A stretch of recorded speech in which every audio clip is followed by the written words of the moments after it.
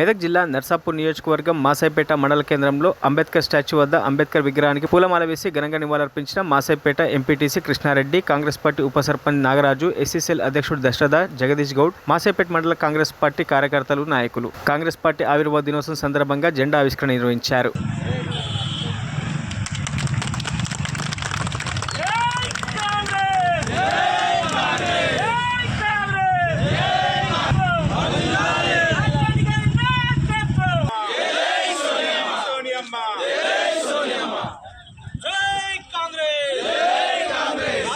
దినోత్సవాలు జరుపుకోవడం జరిగింది.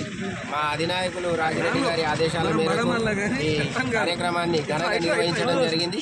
కాంగ్రెస్ పార్టీ ఇప్పుడు అధికారంలో ఉన్న పార్టీ కాబట్టి ఇంతకుముందు ఇంత ఊపు లేకున్నా ఈసారి మంచిగానే ఊపు ఉంది.